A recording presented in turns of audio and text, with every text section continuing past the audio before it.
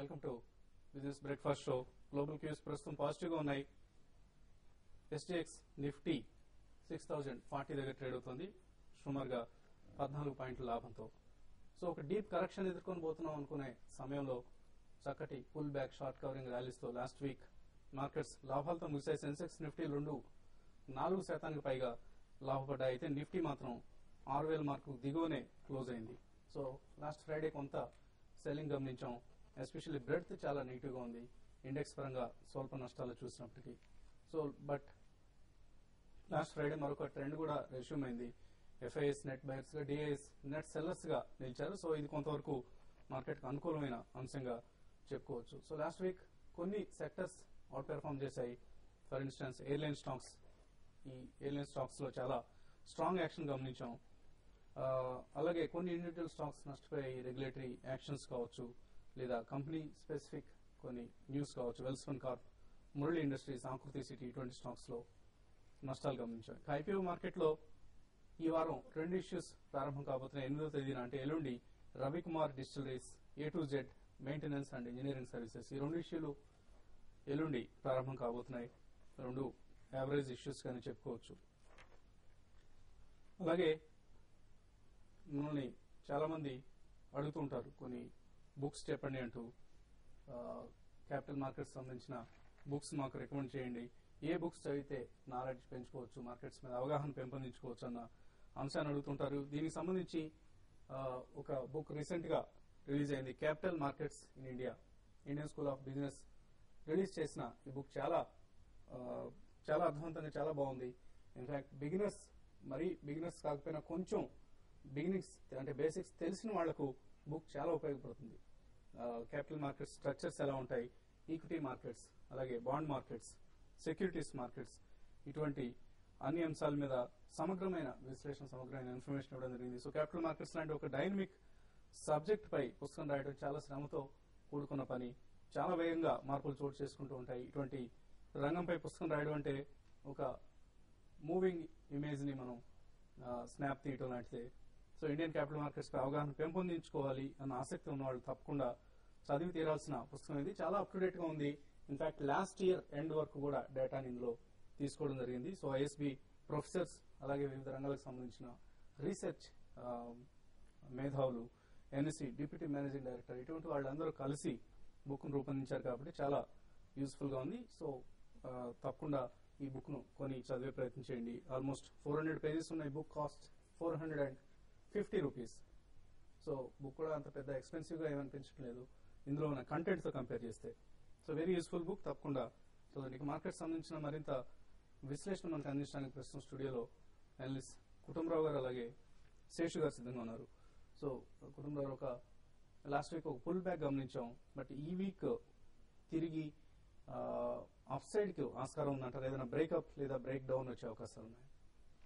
Market mostly range bound ఉండొచ్చు అని అనుకుంటున్నాను. ఎందుకంటే టెక్నికల్ పొజిషన్ వైజ్ చూస్తే కూడా ఏదైతే కనుక ఫాల్ వచ్చిందో అందులో దాదాపు 50% రికవర్ అయిందనమాట మార్కెట్. దాదాపు 6000 క్లోజర్ గా నిఫ్టీ క్లోజ్ అవటం, 20,000 క్లోజర్ గా సెన్సెక్స్ క్లోజ్ అవటం కూడా మనం చూస్తున్నాం. అయితే జనరల్లీ గ్లోబల్ క్యూస్ కొంచెం సబ్సిడ్ అవటంతో, లైక్ ఈ రోజుల్లో కనుక క్రైసిస్ ఏదైతే ఉందో అది టెంపరీగా ఈసీబీ లీవే చేయటం, ఇటు యూఎస్కి వస్తే కనుక జాబ్ డేటా వీక్ గా వచ్చినా కూడా ఫ్రైడే నాడు అక్కడ మార్కెట్స్ సస్టైన్ చేసుకోవడం చూస్తూ ఉంటే ఓవరాల్ గా గ్లోబల్లీ డాలర్ వీక్నెస్ ఒక్కటే మేజర్ ప్రాబ్లమ్ గా కనిపిస్తుంది. As long as dollar weakness persist అవుతున్నప్పుడు మెటల్స్ స్ట్రెంత్ చూపించవచ్చు గ్లోబల్లీ అనమాట. కాబట్టి along with metals and commodities general equities కూడా కాస్త స్ట్రెంత్ చూపించడానికి పాసిబిలిటీ ఉంది. మన దగ్గర లాస్ట్ వీక్ మాత్రం clearly surprising Q2 GDP number ఏదైతే ఉందో, ప్లస్ ఫుడ్ ఇన్ఫ్లేషన్ తగ్గిపోవడం కూడా చూస్తూ ఉంటే కనుక డెఫినెట్లీ ఫుడ్ ఇన్ఫ్లేషన్ లెవెల్ 6.5 కి అనుకున్నట్టు టార్గెట్ కి రావచ్చు బై జనవరి అనే పాసిబిలిటీ కనిపిస్తుంది. And moreover next big trigger Q3 earnings అనమాట.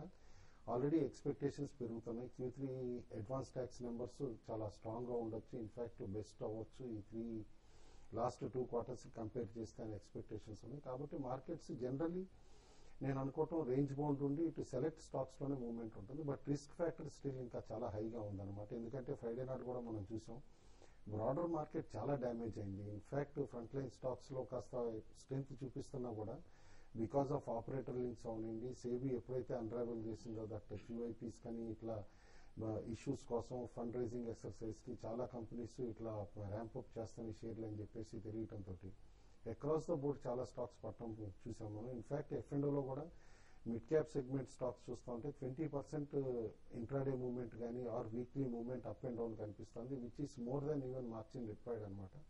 కాబట్టి ట్రేడర్స్ చాలా అప్రమత్తంగా ఉండాలి. With trading stop loss definite గా పెట్టుకుని లైట్ గా ట్రేడ్ చేయమని చెప్పేసి చెప్తాను. అగ్రెసివ్ ట్రేడింగ్ చేసే రోజులు కాదు, ఎందుకంటే market totally out of Woods కాదని చెప్పేసి అనుకుంటున్నా.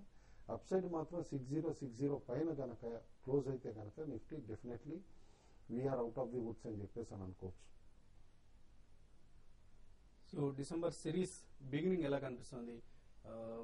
ఏదైనా పాజిటివ్ ట్రిగ్గర్స్ రాకపోతే మార్కెట్స్ తిరిగి కరెక్షన్ మోడ్ లోకి వెళ్లే ప్రమాదం కూడా కొంతవరకు కనిపిస్తుంది.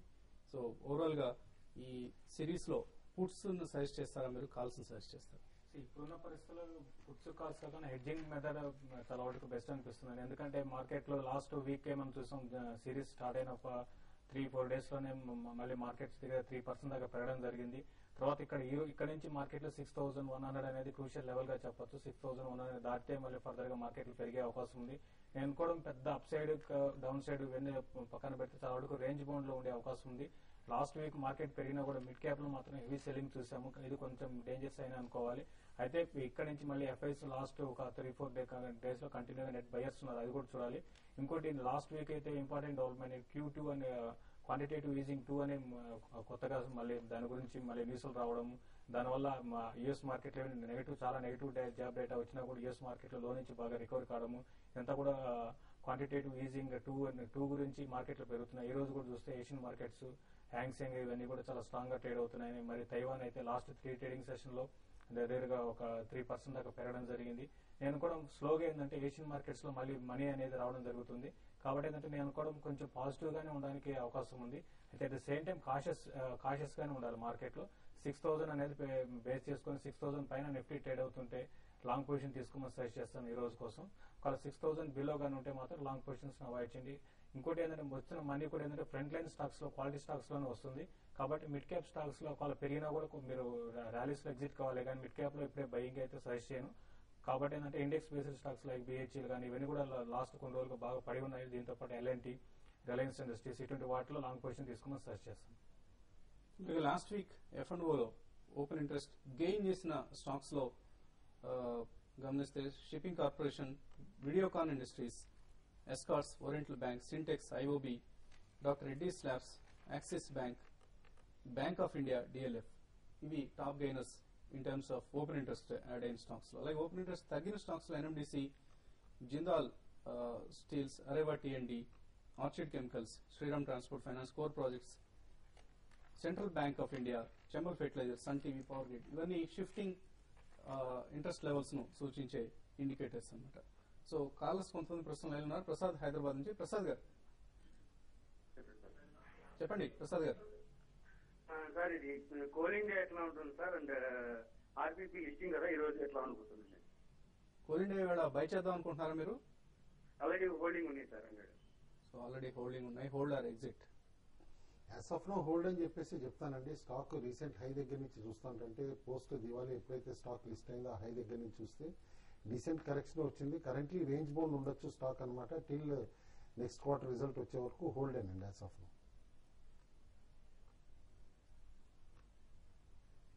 ఓకే అండి.